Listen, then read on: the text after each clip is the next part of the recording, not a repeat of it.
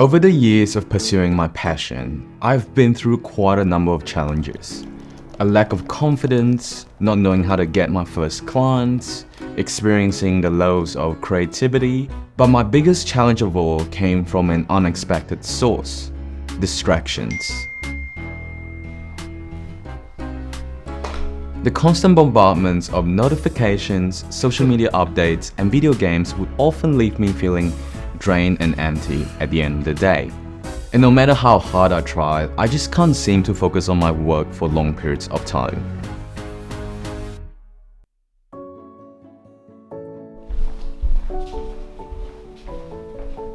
It wasn't until I came across a book by Naval Ravikant that I realized that I was constantly self-sabotaging my own happiness and my own progress with all these cheap dopamine hits. You see, while dopamine isn't inherently good or bad, there is a distinction between the sources which it comes from. Naval explains that good sources of dopamine are released when we engage in activities that focus on our long-term well-being. For example, when we engage in creative endeavors, pursue hobbies that we enjoy, and engage in physical exercise, we release good dopamine that could lead to a sense of satisfaction and positivity.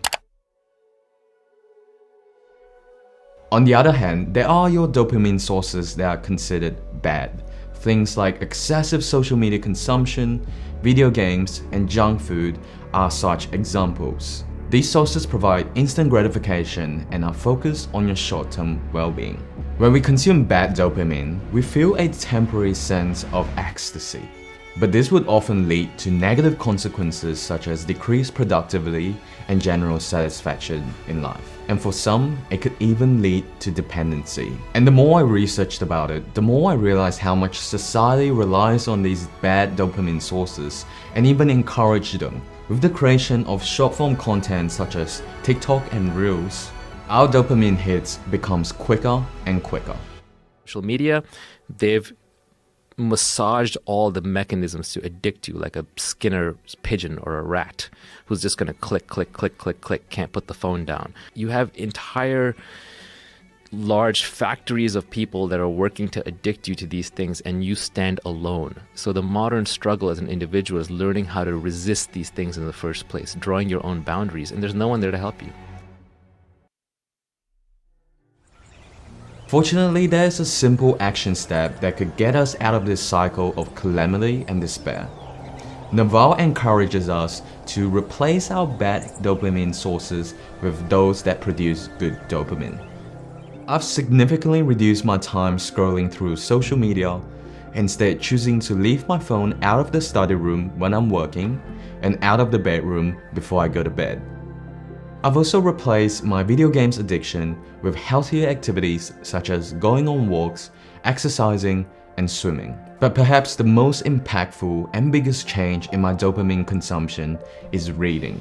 These days, it has become a habit for me to read before going to bed. And the amount of practical learnings and concepts that I've picked up through reading has played a big part in improving my business, my relationships, and the general quality of my life.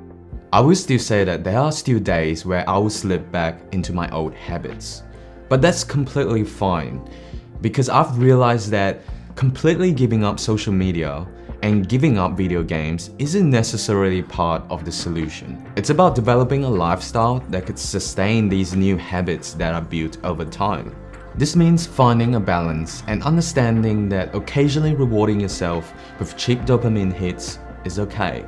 Because this journey, it's not about striving for perfection or complete deprivation. It's about making progress and creating a sustainable lifestyle that supports your long-term well-being. Focus on building habits that will serve you well over the course of your life. If you guys find the video helpful, like the video and subscribe for more videos about filmmaking, self-development, and business.